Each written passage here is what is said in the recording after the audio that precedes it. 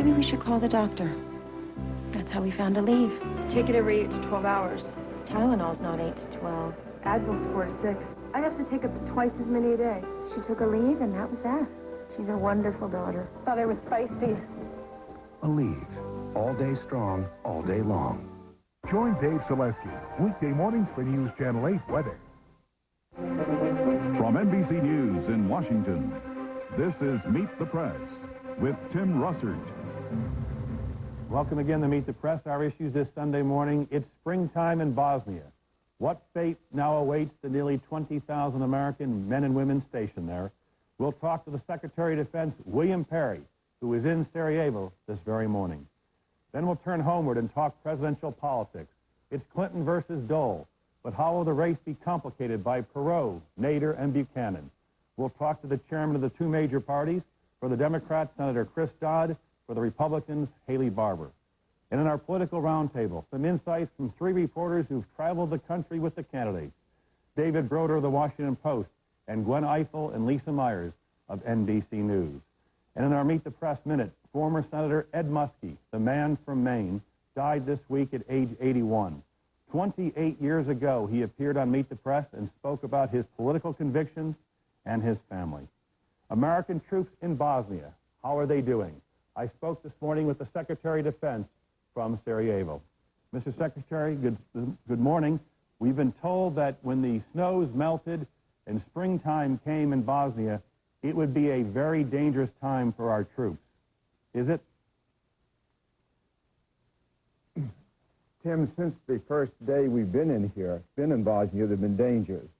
Dangers from mines, dangers from accidents, dangers from individual action, snipers, but we have not had any organized resistance, military resistance, and I do not expect organized military resistance even at springtime. We've also been told by even the most objective observers that the reconstruction efforts are way behind schedule. The elections have not yet been planned. Can you still guarantee the American people this morning that all American troops will be out of Bosnia by December, as promised by the President? Tim, there's a lot of criticism of the civilian reconstruction effort, comparing it unfavorably with what's going on with the military. I just want to remind everybody that the military had NATO to fall back on. NATO has been planning, training, preparing for operations like this for decades. The civil effort had to be started from scratch, so naturally it's quite a bit behind. Notwithstanding that, we still plan to have our troops out of here at the end of the year. If, in fact, American troops will be out by the end of the year, when will some of them have to start leaving Bosnia? Well, it took us 2 to 3 months to come in. I expect it'll take us about 2 to 3 months to come out, too. So working backwards from that, you might expect to see some phasing down of the troops here in September, October. Now, the director of the Defense Intelligence Agency, Lieutenant General Patrick Hughes, testified in Congress last week, Mr. Secretary, as you well know, that the concern is, and the analysis is, as soon as the American troops leave Bosnia at the end of the year, there very well could be a return to the bloodshed and fighting.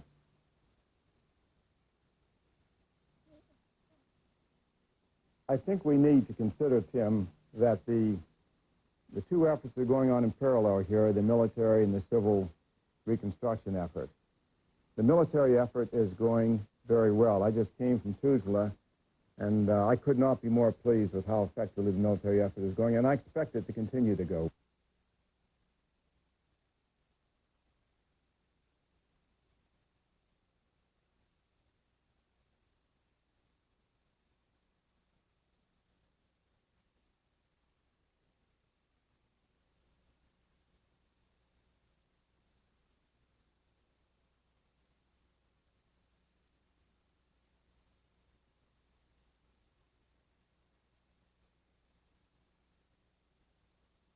The way that are going to build their future.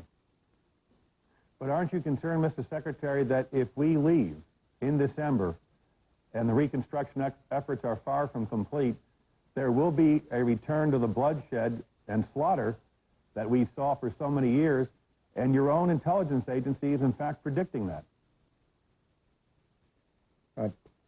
Tim, I think that's not only an overstatement of the danger, but it's an overstatement of what our own intelligence estimates were.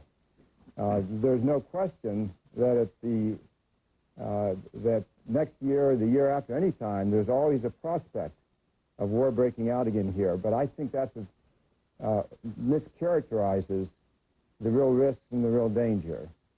The people will have had, in Bosnia, will have had a year of security and stability. They are sick of the fighting. They really are sick of the fighting. And I think it's exceedingly unlikely that they're going to want to go back to the fighting at that stage. Nevertheless, it is very important that these civil reconstruction efforts get underway to give the people hope, to give them some reason for not wanting to get back to fighting. Will the U.S. military be involved directly in those reconstruction efforts? And is that, in fact, mission creep? The U.S. military is already involved in these reconstruction efforts, and it's not military creep. It's part of the plan that we have had from the beginning. We have a civil military team of about 300 people that are working with the civil efforts. We have built bridges, we've repaired roads, we have assisted the civil team with administratively. This is all a part of the effort spelled out in the Dayton Agreement within the scope of what the military can do and within the availability of manpower to do it. Now that some of the major military tasks are behind us, overseeing the zone of separation, establishing the zone of separation, overseeing the land transfer, there will be more time available, more energies available to assist in the future. Now, The principal task, though, is assuring the security here, and one very important part of the military in doing that is assuring freedom of movement throughout the country. That not only is important for the military, but it's going to help all of the civil reconstruction efforts as well. The mission, as you know, Mr. Secretary, has faced two obstacles. Congress is very concerned that the Muslims in Bosnia are still getting assistance from Iranian soldiers on the ground. And in fact, Congress says they will stop sending money or allow money to go into Bosnia unless the Muslims tell the Iranian soldiers and to close down their training camps and get out. Will that happen? I discussed that this morning with the Bosnian acting president, President Ganic. We report the following things. First of all, there has been a dramatic, significant reduction in the foreign troop presence here in Bosnia, and we're gratified by that. But secondly, we still assess there is some residual activity going on. And in my discussion with the acting president this morning, I made the strongest possible point of the necessity of getting the rest of that shut down and shut down quickly. The other major issue, as you know, when the peace agreement was reached in Dayton in December, it was clearly stated that the two Serbian leaders, Radovan Karadzic and General Ratko Mladic, would no longer be in power. They both are still in power. They are indicted war criminals. They drive through NATO checkpoints. They've, in fact, been seen at ski resorts. Will, in fact, Mr. Karadzic and Mr. Mladic be taken into custody? Will they be removed from power? Let me point out, Tim, first of all, that notwithstanding what you just said, that General Mladic is not now fighting a war, he's not now killing civilians, that there has been a dramatic improvement in the situation from just 6 months ago. And I want to keep focused on the fact that while we are looking at the shortcomings or the problems in the present peace implementation, there's been enormous progress. I just drove through this city of Sarajevo, and all you have to do is come through this city once to remind yourself what a terrible war was going on here. This city was receiving 1,000 shells a day. That's all stopped, and we're gratified that that stopped.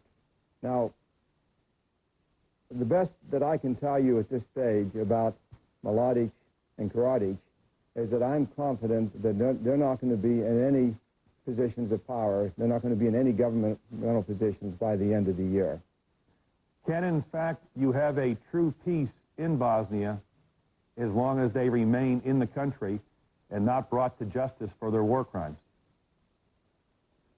We have a peace in Bosnia now, but we need to establish the governments. The elections that are coming up later this year are critical to that, and the elections will determine who is going to be the leaders of these countries in the future. And Mladic and Kradic will not be among those leaders. Will NATO troops or U.S. troops apprehend them and bring them to justice? My answer to that, Tim, is the same as it's always been. We are not on a manhunt. We're not going out searching for them, but if we come across them, we will arrest them. Finally, Mr. Secretary, is in fact reunification of Bosnia possible, or should we simply settle for a partitioning of Bosnia? A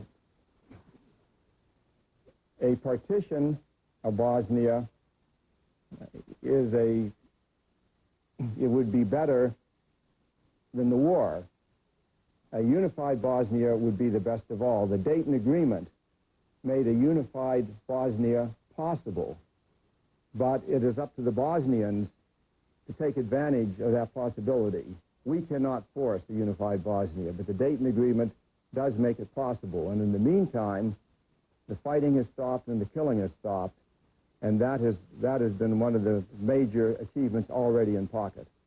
Secretary of Defense William Perry, we thank you for taking your time out to join us this morning, and have a safe trip home. Thank you, Tim. Coming next, the race for the White House through the eyes of the National Party chairman. Meet the Press is sponsored by the Archer Daniels Midland Company. ADM, supermarket to the world. It's called the ripple effect. The way one isolated action can set so many others in motion. You see it in nature, and you can see it in this country's economy, too. When we export our precious resources in their raw form, the benefits are fleeting and few. But when they're processed first and given added value, the momentum is undeniable. Productivity increases. Our balance of trade grows ever stronger. And wave after wave of new jobs is created. Not just in processing, but in everything from transportation to financial services, packaging to construction. In fact, studies predict that if just 10% more of our agricultural exports were traded as value-added products, 100,000 new jobs would be created. Personal income would swell by more than $2 billion, and gross output would grow by an additional $5 billion. All within these shores. Canon. Now you can. Print this. Print that. Make a set. Make 1,000. Print them in color. Fax this now. Fax this later. File this. Scan that. As your document processing needs grow more complex, the answer is simple. Canon has the systems that are the solution. Canon. Now you can. Until now, the idea for every new washing machine has come out of every old washing machine. And you won't find any new ideas until you look into this amazing new GE washer. New ideas like the largest capacity tub you can buy to save up to 75 loads a year, our smoothest, quietest spin cycle, and even an enlarged opening for easy loading. Our new GE washer is the best we've ever made because it's just one good idea after another. No matter how you try to squeeze it out or pour it out, you can never get the fat out of sausage.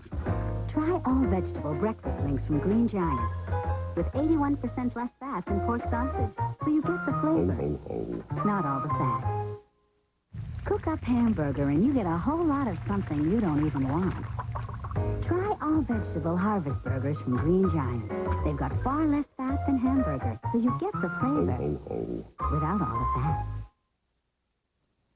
And we're back on Meet the Press. With us now, the chairman of the Republican Party, Haley Barbour, the chairman of the Democrats, Senator Chris Dodd. Senator Dodd, here in Washington, fresh from your triumphal speech at the Gridiron Dinner last night. Welcome. Thank you.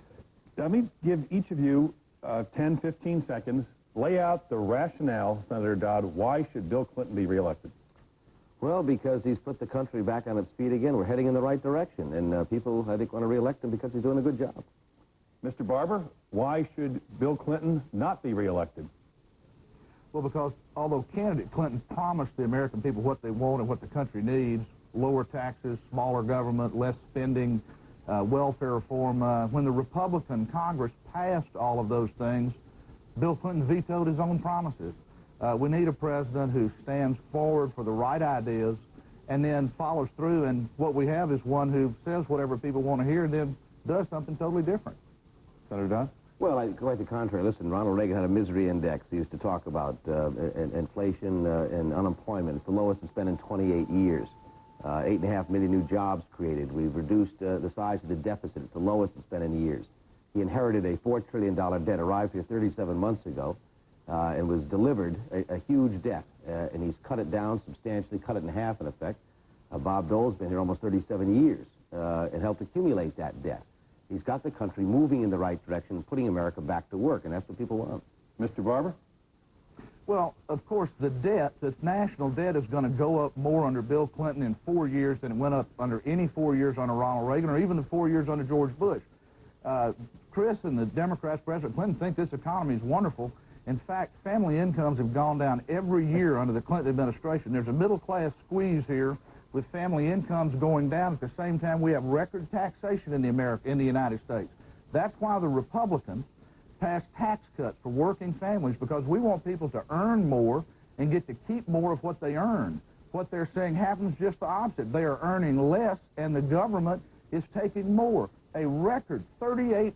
The average American family pays 38% of its income in taxes. It's the highest peacetime taxation in American history, yet Bill Clinton vetoed the tax cut for working families and economic growth.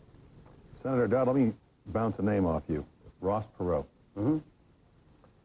Well, I think he's going to run. I think he's going to be a candidate. He's certainly going all over the country and putting together his campaign in various states. We had to qualify.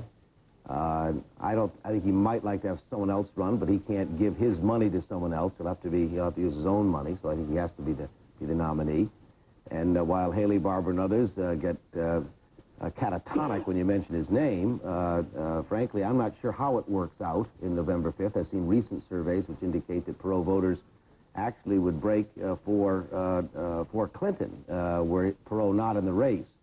But this much has to be said. I would rather, quite frankly, have the Perot voters engaged, registered, out there participating in this process. And I'm somewhat mystified when Haley and others get so angry over the fact that this significant block of voters in this country might find a candidate that they like. I mean, I frankly will engage them. I think we can do a good job of winning over many of those votes. So I think he's going to be on the ballot. He's going to be a factor. I don't think quite as strong as he was in 1992, but he will be a factor. Would you prefer a straight Clinton-Dole head-to-head race? Well, certainly I think that's probably a better race for us in many ways, particularly in light of the most recent surveys, but I'm not afraid of a Perot contest. And also, again, I emphasize the point. I think it's worthwhile in this country that people participate. Mr. Barber, Ross Perot, what's he mean to the Republican Party? You know, I'm all the way out in San Francisco, 3,000 miles away, and I could still feel Chris's liver quiver when the word Ross Perot came up. Of course he wants them to vote for Ross Perot, because 70+% of the people who voted for Ross Perot in 1992 voted for Republican candidates in 1994. Bill Clinton's best chance of being reelected is for somebody, Ross Perot or somebody else, to split the vote where he can slip in the back door of the White House again with 43% of the vote. I don't know what Ross Perot's going to do, but one thing I do know, we Republicans are concerned about the 19% of Americans who voted for Ross Perot. We want them to participate in these elections like they did 2 years ago, voting Republican. All my Democrat friends, Tim, have worn out 2 sets of knee pads down on their knees praying for Ross Perot to run because they know that's Bill Clinton's best chance of re-election. Mr. Barber, will you call Ross Perot and urge him not to run? I have not. You know, will you? I was born at night, Tim, but it wasn't last night. And I got better sense than to think that I am going to be able to predict or influence what Ross Perot's going to do. The thing for Republicans to do is not call Ross Perot. The thing for us to do is what we have done. Ross Perot campaigned on a balanced budget. We passed the first balanced budget in 26 years. Ross Perot wrote a book about saving Medicare from bankruptcy. It's almost identical to what the Republican Congress passed, increasing Medicare spending, by the way, by 7%, but Bill Clinton vetoed. Ross Perot talks about term limits. Term limits failed in Congress, not because of the Republicans. 85% of House Republicans voted for term limits. It failed because 82% of Democrats voted against term limits. That's what we need to be concerned about the issues. And that's frankly what I hope 1996 will be about, an issue campaign. Because the differences between the Republicans and Democrats are very, very big. If term limits are such an important philosophical issue to the Republican Party, would you then urge any Republican member of Congress who has served 12 years to step down, to leave office? Why do you need a law if philosophically it's so important? Well, I would urge every one of them to vote for term limits. I would not urge them to step down and disadvantage their states versus other states. As long as there are not term limits, you expect people to stay in office. But I think term limits are an idea whose time has long since come. I think it would be better for the body politic. I think it would be better for both parties. And yes, I urge every Republican, but look, they don't need much urging from me, Tim. 85% of the Republicans in the House voted for term limits. It's the Democrats who've stopped term limits, just like it's been Bill Clinton who stopped welfare reform with his veto, a balanced budget with his veto, tax cuts with his veto. Let me get one last question, Mr. Barber. Pat Buchanan, are you going to call Mr. Buchanan and ask him to get out of the race and stay loyal to the Republican Party?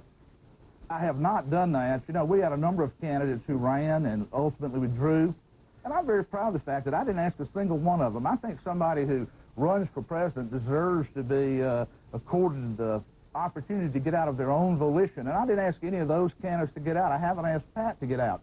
I have told the Buchanan campaign that, and publicly have said, Bob Dole's won our nomination. He won 27 primaries in a row. He's mathematically clinched.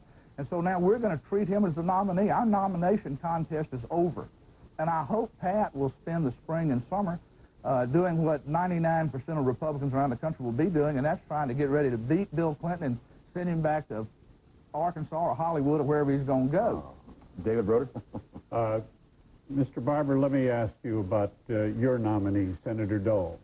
He spent the past week using his power as majority leader of the Senate to keep the Senate from dealing with a bill to increase the minimum wage in this country, a modest increase in a minimum wage that I believe has now fallen in real dollar terms to the lowest point in about 15 years. Doesn't his action really bear out Pat Buchanan's contention that it's the business lobbyists who are calling the tune for your party? In fact, Republicans' opposition to raising the minimum wage is based on the fact that only about 6% of people who make the minimum wage in the United States are heads of households. The vast majority, 70%, are part-time workers. Most of those are students. If you raise the minimum wage, as the labor unions are trying to get the Democrats to do, if you raise the minimum wage, what you do is you take off of payrolls the very people that we're trying to put on the economic escalator.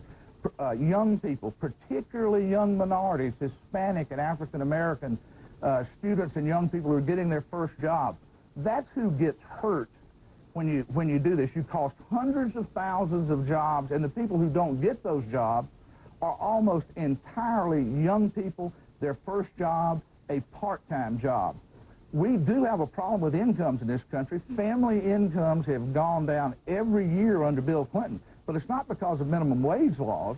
It's because we have seen income stagnation on the pay side accompanied by ever higher taxes on the other side, and Americans are being caught in a middle-class squeeze because of this administration's policy. Senator Dodd? Well, this is I think, is the poster child, if you will, of the Republican Party. I mean, Bob Dole in New Hampshire a few weeks ago didn't know that this was an issue when it was asked about it, the wage stagnation. Wages have stagnated under in the last 12 years under President Reagan and Bush's leadership. It's a major issue. The Republicans are just discovering it, and when given the first chance, the first opportunity to do something about it, Bob Dole declares a recess and takes the Senate out of session so they won't have to vote on it. The great pity is that over the years, this has been a bipartisan issue. In the last increase in the minimum wage, it passed 89-9 in the Senate. In fact, George Bush, to his credit, supported it. Now, in 1989, when this last minimum wage was passed, The salaries of senators was about $100,000 a year. Bob Dole's salary today is in excess of $135,000 a year. And yet people are making $4.25 an hour. We have 87,000 people in Connecticut. 70% of the people on the minimum wage are adults. These are not kids. And the Republicans fail to understand, once again, that unless people have a chance to move up on that economic ladder, then you're going to have the kind of stagnation we've seen, and as a result, the kind of the drag on the economy that result produces. Senator Dodd, you heard Mr. Barber say that the Democrats are doing this at the behest of organized labor. Last week, organized labor gave its endorsement to President Clinton and promised that they were going to raise the dues for their members to create what the Republicans call a $35 million slush fund for this campaign. Now, aren't you a little bit embarrassed to be having that kind of naked special interest politics at work? No, you know, the organized labor has made a commitment to support this president with good reason. He has worked hard to improve the economy. I mentioned the misery factor earlier, 8.5 million new jobs, 700,000 new jobs created in February alone of this year. They intend to, they don't want to see Mr. Gingrich and his crowd control the House, the Senate, the presidency, the federal judiciary. And so standing up, getting involved early, we welcome their support. I look forward to it, and we are hopeful with that support we're going to retake the House, the Senate, and reelect the president. Mr. Barber, why do you have a problem with organized labor going out to protect what Senator Dodd says are its economic interests? Well, because they're paying for it with compulsory union dues, David. Last year, labor unions spent over $20 million attacking the Republican balanced budget. Don't ever forget that 42.1% of all union members in America work for government. They're government employees. Of course, they're against the balanced budget. But now, in addition to that, they have raised their dues $25 million. They're going to spend $35 million just to buy back control of the House of Representatives for the Democrats. And almost all of it is from compulsory union dues paid for by union members, including the 40% of union members who voted Republican in 1994. The Democratic National Committee, Republican National Committee, we get all our money in voluntary contributions. We report every penny of it to the public. The labor unions force people to pay their union dues, spend over 75% on political activity, and report none of it to the public. But one thing I got to ask, David, Chris said we've had income stagnation for 12 years. When Ronald Reagan was president, real family incomes went up 15.7% after inflation. Income stagnation is a product of the 1990s and of the Clinton administration. Under Reagan, incomes went up 15.7% after inflation. Let me ask both of you about one other group that's very prominent. The president is threatening to veto this so-called product liability bill that would close down some of the litigation that the companies complain about. And he's doing that clearly at the behest of the trial lawyers in this country. You had your own problem with the president on a similar piece of legislation, which he vetoed, and you managed to beat him on an override. Why did the trial lawyers have this kind of a lock on President Clinton? Well, it's not a lock on him. He's got a long record of being very concerned about what happens in product liability issues. As a governor of a state for a number of years, expressed strong interest in a similar subject matter. So he doesn't come to this issue new. He's been involved in it for many, many years. I disagree with him on it. I voted for the product liability bill, but I accept that there is a substantive argument to be made on the other side of it. I disagree with it, but I don't believe any more than those of us who supported it than necessarily in the pockets of the manufacturers in this country who were in favor of the legislation. You want people who are watching this program to believe that it has nothing to do with the money that the trial lawyers put into Democrats? I honestly believe that there are people who have significant, substantial differences of opinion on whether or not you need to reform this tort law. Mr. Barber? Well, of course, Dave, I was just going to say, one of Senator Dodd's colleagues, Senator Rockefeller, a Democrat, has said that the reason is because of these campaign contributions. Chris Dodd was a sponsor of the Securities Litigation Reform Bill. Bill Clinton said he would sign that. Then he had a bunch of trial lawyers over to the White House for dinner, and he came out and vetoed it. Senator Rockefeller has said that President Clinton indicated he would sign the Products Liability Bill. But now he says he's going to veto that. The American Trial Lawyers Association and their members in 88, 90, and 92 gave $56 million to Democratic candidates that can be documented. They are Clinton's biggest contributors. Over 10% of all the money he has raised this year came from trial lawyers. But one thing, David, I think is very important to emphasize, product liability and tort reform are more needed by small business than big business. A lot of small businesses are one lawsuit away from being put out of business and all of their employees being on the street. And remember, that's who creates the jobs in America is small business. The 21 million businesses in America that have 20 or fewer employees, they're the ones who are threatened by this run-amok civil litigation system. Mr. Barber, let me ask you about another special interest, the National Rifle Association. Much to the chagrin of your nominee, Bob Dole, the NRA demanded of House Republicans a vote to repeal a ban on assault weapons, which the American public favors by over 80%. The NRA demanded the vote. Republicans in lockstep voted in the House to repeal the assault ban. Senator Dole, your nominee in the Senate, said it's not coming up for a vote in the Senate. How big of an embarrassment for your party? Not at all. I'm not at all embarrassed about it, and neither are the 60-something Democrats in the House who voted to repeal this law. Or they're not embarrassed about it either. A number of Republicans voted against repeal. A bunch of Democrats voted for.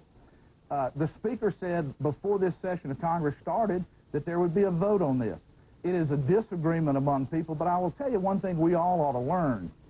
Banning the ownership of guns by law-abiding citizens doesn't work. Washington, D.C.'s got the strictest gun control law and the highest murder rate in the United States. What we need is to punish people who commit crimes with guns, but this administration is the first one I've ever heard of that has waived and plea bargained away the federal law that says if you commit a federal crime with a gun, you will do a 5-year minimum mandatory sentence. Janet Reno, the Attorney General, doesn't enforce that in the Justice Department. So what we've got here are those that say take away law-abiding citizens' rights. Some people agree with that. But the real argument is punishing people who commit crimes with guns, and on that count, this administration gets a big fat F, Tim. So you'd be against banning machine guns?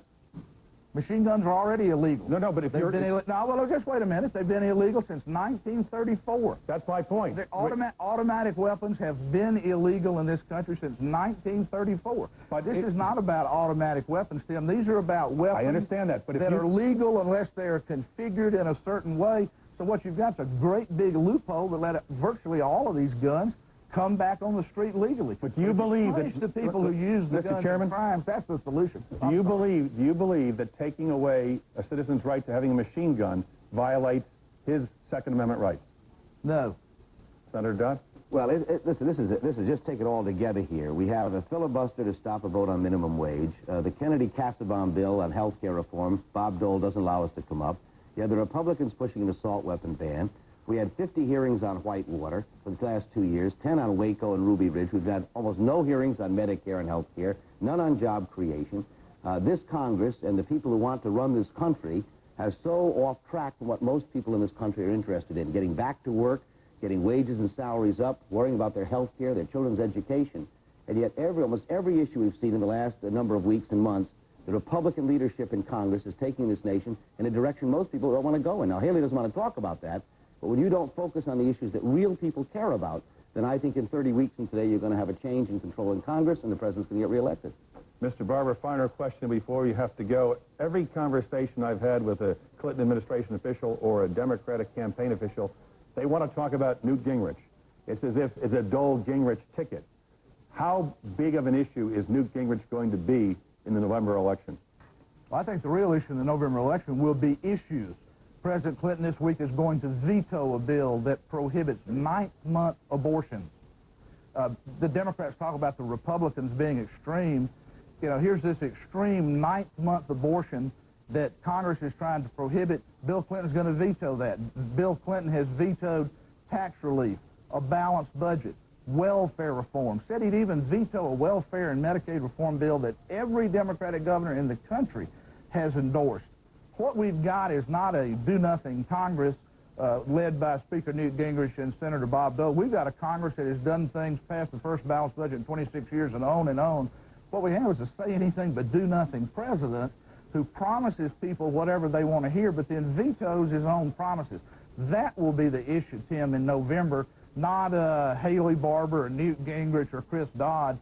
the issues and the huge differences between the Republicans and Democrats on these issues will be what will be at issue in November. Senator Dodd, will you try to link Bob Dole to Newt Gingrich? Well, it's part of it. Bob Dole gets elected and Newt's the speaker. I suspect that Newt Gingrich is going to have sending Bob Dole bills that he'll sign. So there is they support each other. They've agreed on many, many issues over the last year.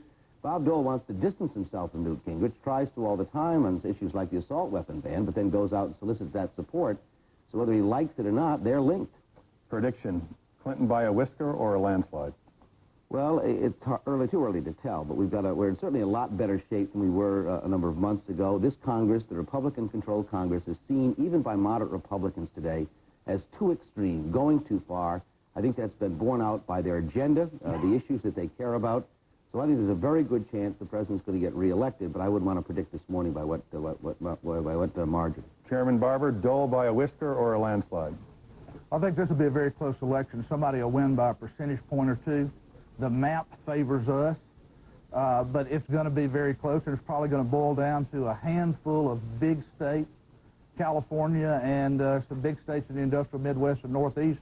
We're in very good shape in the South, the Plains, the Mountain West, so we don't take anything for granted. But I think, again, this will be a very close election, like most presidential elections in the United States, and it's a very important election because the consequences are huge for the American people, Tim. Republican Chairman Haley Barbour, Democratic Chairman Senator Chris Dodd, thank you very much for joining us this morning. Coming next, our political roundtable and the Meet the Press Minute with the late Senator Edmund Muskie. Every second of every day, there are 3 new mouths in this world to feed. Hundreds of millions more by the year 2000. And the majority of them will be born in countries where malnutrition is already reaching alarming proportions. Right now, the world has the food and the resources to conquer hunger. But it won't happen as long as we continue to look the other way. ADM, supermarket to the world. That's right, my friend. Giant man-eating goldfish. Sorry, darling, it looks like sushi again tonight. My first objective is coal and electricity, the key to energy. Next, cities. Cities mean buildings, and buildings mean bricks and cranes. Then roads and highways. To build them, I need asphalt, concrete, and aggregates. Finally, trash will answer to me, because I will own the plastic to make the garbage bags. Sorry, old boy, the people I work for have beaten you to it. The Secret Service? At my age. Don't be silly. Well, who then? Why, Hanson, of course. Oh, Hanson.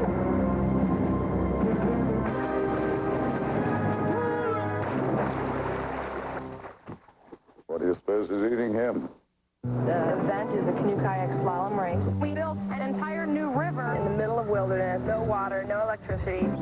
Xerox has produced these documents. The large format documents showed all the elements on it. We're all working on the computer, so when we come out here, all the plans come together on the wide format documents. When the water was released, it was awesome. The athletes are just ecstatic. They take the same site plan, get down to the river, see how they're going to take that turn around that game. Xerox and the Olympic Games, a simpler way to do good work. More of Meet the Press after this brief news and weather update. Good Sunday morning to all of you. Here's a look at some of the news this morning. The standoff between federal agents and the anti-government free men has moved into a 7th day in Jordan, Montana. FBI officials at the farm have been turning away sympathizers, including the stepson of one member who was arrested last week. And this morning's Washington Post reports Randy Weaver, who survived a shootout with agents at Ruby Ridge, Idaho, has offered to mediate. Well, it's back to Washington for First Lady Hillary Rodham Clinton and daughter Chelsea. They visited Greece for the lighting of the Olympic torch. Earlier, they'd been to Bosnia, carrying a plea for peace, equality, and religious tolerance. Senator Bob Dole says Congress will look at President Clinton's proposal to raise the minimum wage. But Dole says Senate Democrats are trying to force a vote this week. House Speaker Newt Gingrich is also charging politics, saying that President Clinton had objected to an increase some 2 years ago. Well, President Clinton gave as good as he got at the Gridiron dinner in Washington last night. He mentioned that the First Lady was in Greece looking for ancient files the Whitewater Committee might want. The dinner has been held since the days of President Benjamin Harrison 111 years ago. And it was a picture-perfect landing for a troubled mission of the shuttle Atlantis. The spacecraft touched down at Edwards Air Force Base in California this morning. A landing in Florida was called off for a second day. NASA wanted ideal weather conditions because of concerns about a hydraulic leak. And funeral services have been held for Edmund Muskie, who served in the Senate and later as Secretary of State. Muskie died Tuesday at the age of 81. Well, Christians around the world are celebrating Palm Sunday, the beginning of the Holy Week leading up to Easter.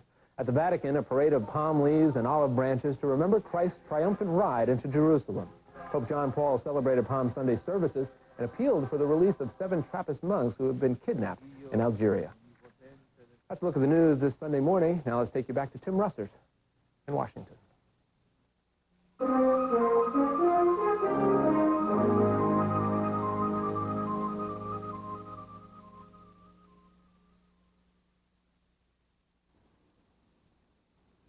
Broder, Myers, and Eiffel after this station break.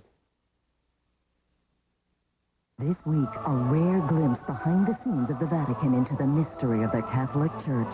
Experience the power and the passion of Holy Week only on Today. Right here in America, 1 in every 3 bridges needs repair. 250,000 miles of highway are in mediocre condition. What's going on? Don't miss the Sunday edition of NBC Nightly News tonight. Don't miss the action as the Blazers take on Jason Kidd and the Dallas Mavericks. Tonight at 6 on Northwest News, Channel 8, your Blazers station. Today I'm going to show you how to make your own fuchsia baskets for a lot less money, and they're really easy to do. Now, for the next couple weeks, most of the better garden centers will have the best selection of fuchsia starts of the whole year. And pick up a couple of the new planters. There's wire baskets, hanging wall pockets, all kinds. And plan to use at least 4 fuchsia starts in a 10 to 12-inch planter. That'll make a nice full plant with lots of bloom. And be sure to use fresh potting soil. Now, I used to pinch these back when I planted them, but I don't anymore. It just takes longer for them to bloom, and I want to get them in bloom in May. Now, most garden centers have a couple dozen varieties to choose from, so it's really fun to experiment. And try some upright varieties in some of your deck pots. You can even train some fuchsias into trees. Now, give your fuchsias plenty of sun right now, but you'll want to bring them in at night till the danger of frost is over. I'm Mike Brayman. See you next time on the Northwest Gardener. News Channel 8 can also be seen on these local translators.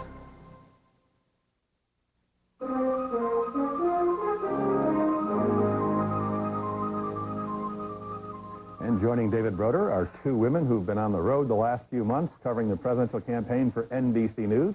Gwen Eiffel, Lisa Myers, welcome home, guys. Hi, thank you. Hi, tired? I'm getting over it. All right. Let me start with an idea that Mr. Broder wrote about the other day, and that is that Bob Dole should create a shadow cabinet, designate a task force of people who would advise him on certain policy matters so the public would know very clearly the kind of people he would surround himself if elected president. Lisa, you're close to the Dole folks. What do they say about it? There won't be a shadow cabinet, so to speak, nothing that would be construed as saying this guy is going to be the Secretary of Defense or the Secretary of State. They're going to be task force. They're always task force. They're going to try to enlist most of the governors, some of the more articulate senators to go out and make the case for Bob Dole. You know, Bob Dole is rhetorically challenged. The campaign admits it. They need to pull in other folks who can help take his message. David Broder, will we see Jack Kemp as in charge of one of these task force for Bob Dole for monetary matters? In 2 words, unlikely. I mean, when pigs fly. Kemp has sadly become kind of a joke in the Republican Party now.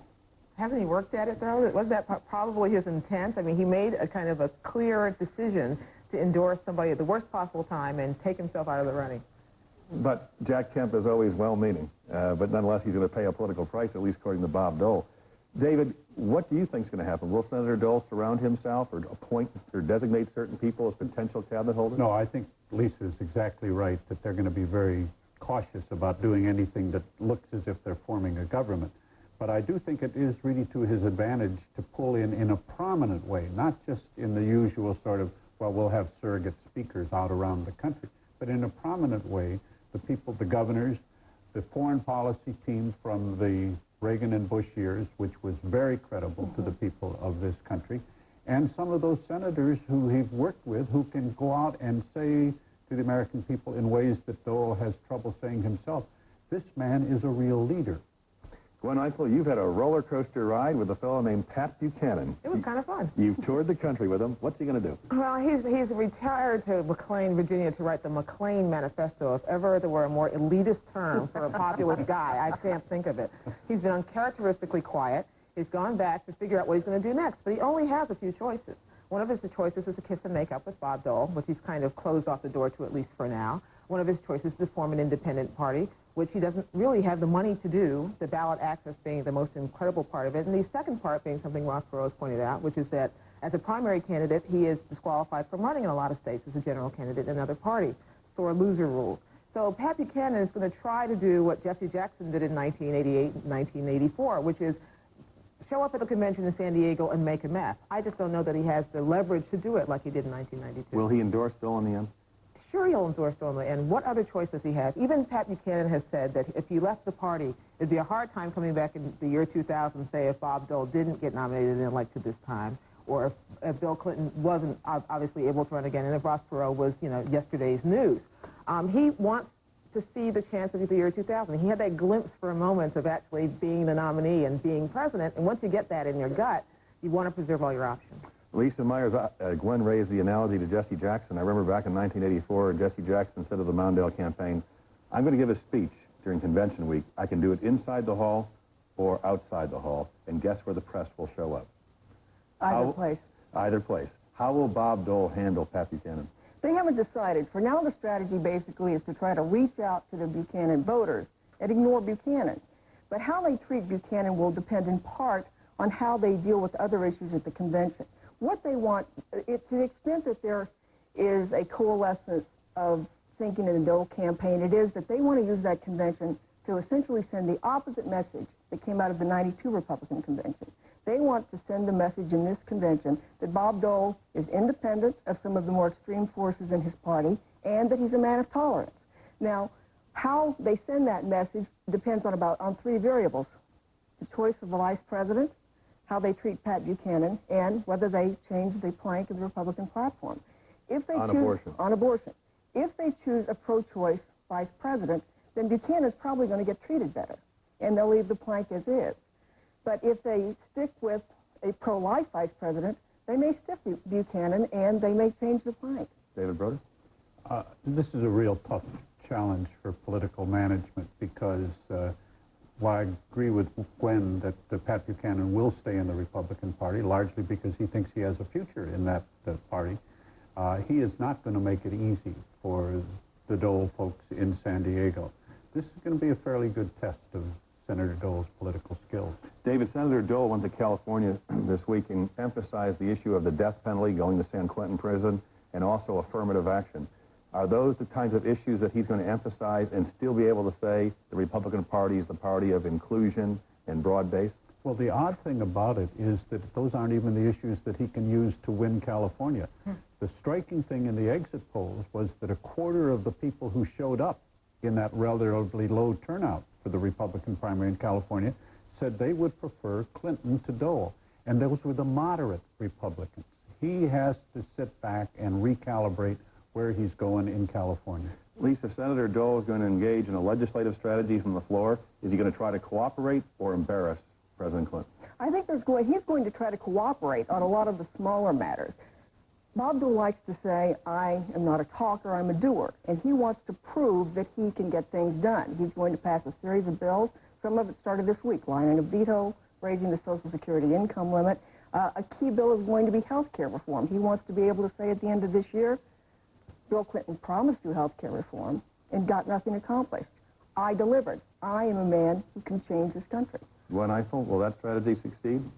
Sure. I mean, the biggest risk for Bob Dole and Bill Clinton this year is that they look like a bunch of insiders squabbling about every little thing and getting nothing done. So there's got to be a certain amount of collusion, of cooperation. On the other hand, the biggest risk for Bob Dole with a lot of Republicans, and certainly the Pat Buchanan types and the Ross Perot waverers, is that he's going to look like he's cooperating too much. It's a fine line that he's got to walk for the next several months. I don't think you're going to see cooperation on what they consider the biggest issues. Tax cuts, welfare reform, they're not going to give the president another shot at those. David Broder, Senator Ed Muskie died this week, buried yesterday. You were in New Hampshire covering him in the famous episode where he cried, later said that, in fact, hadn't happened.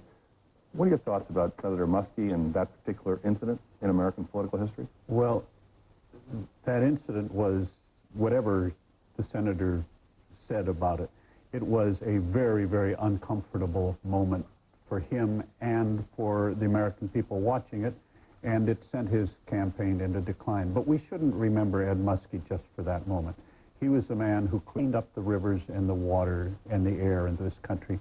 He was a man who was so far ahead of his time in understanding about federal-state relations and the balanced budget that that's what should be remembered. That has to be the last word, and we'll talk about Senator Muskie in our Meet the Press Minute in just a moment. David Broder, Lisa Myers, Gwen Eiffel, thank you all, and we'll be right back. Meet the Press is sponsored by GE. From power generation to medical systems, we bring good things to life.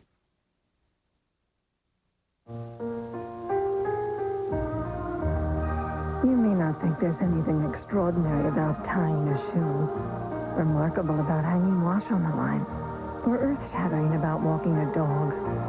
But to someone diagnosed with a serious medical condition, getting back to those ordinary, everyday things is what life's all about. And to help them, GE has developed extraordinary medical systems, revolutionary machines that can make early detection easier, diagnosis more precise, and surgery less invasive than ever before, helping to bring down medical costs while helping patients recover faster and get back sooner to the ordinary, everyday things that, when you think about them, are not so ordinary after all.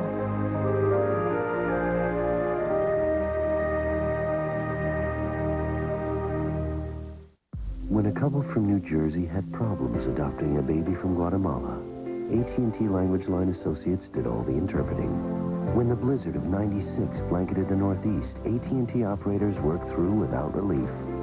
And when an American traveling overseas found her calling card number had been stolen, an AT&T fraud protection specialist approved her call home on the spot. People stopping at nothing to make sure your world has no limits. That's your true choice, AT&T. Bob and Judith Akers look forward to the day they can retire to a little business by the sea. No easy project to take on alone. Fortunately, a Dean Witter broker was there to help them chart the proper course. Each individual's dream is unique.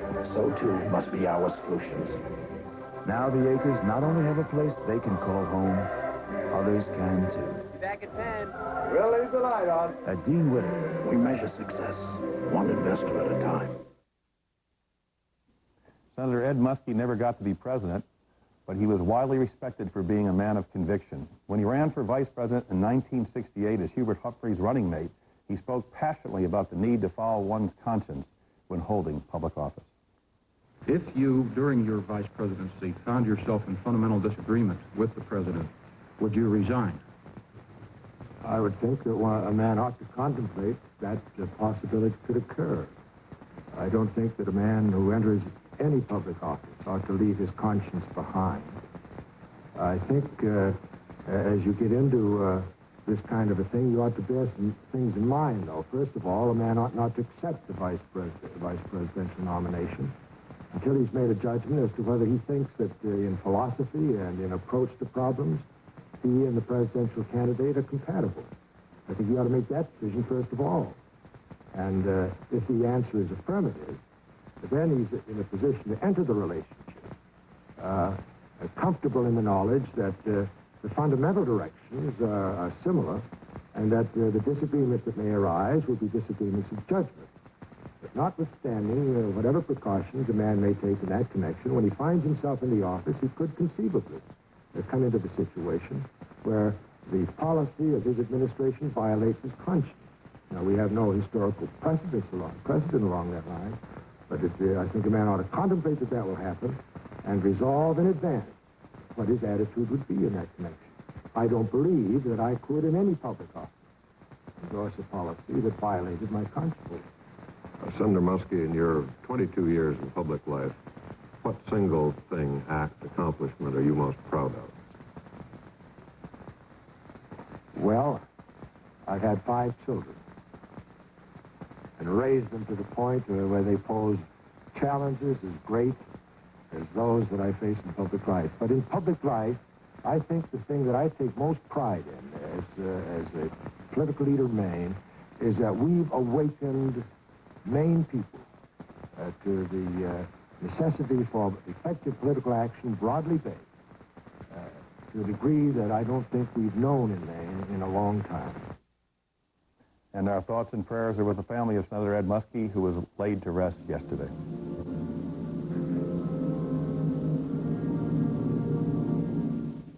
It's never been done before. We looked at the Olympics as if it were a business. We've analyzed every document and created a master inventory of every document that runs the games. We identified some groups that are essential to building this database, and we had to do it quick.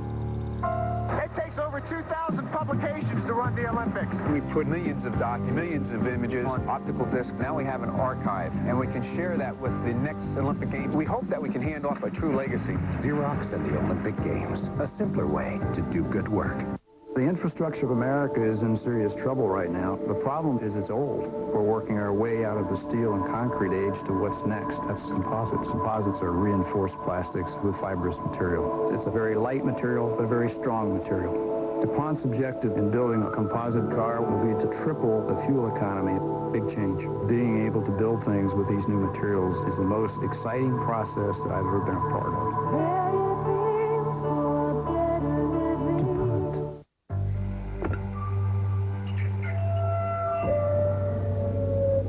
At Ford Motor Company, we're experimenting with a backing up warning system, which sounds a signal to help you avoid hitting what you can't even see.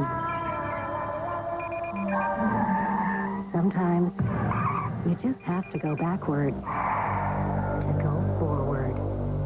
Ford, quality is job one. Tomorrow, Doug and Ann Porter will watch their only daughter walk down the aisle. The McDades will embark on a retirement journey to Scotland. And the Sweeneys will pack the last in a series off to college. Tomorrow, the dreams of many will be realized, thanks to a simple broker philosophy. We must never rest in our commitment to the individual. For those of us at Dean Witter, like Dave Rieger, Davey, still working? We measure success one investor at a time. Protect your children. Talk to them about violence before they're a part of it.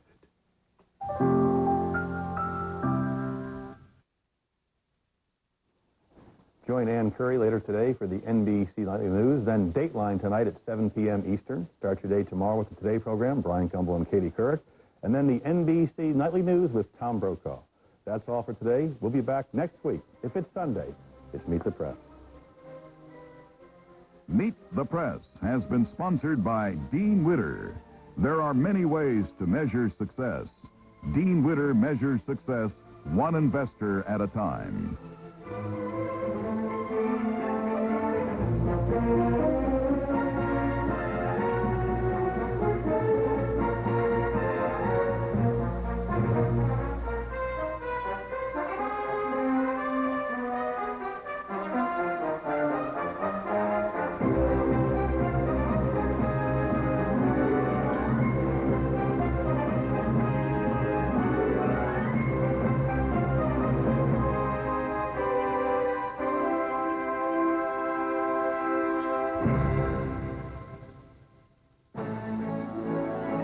The world is now watching Meet the Press with Tim Russert.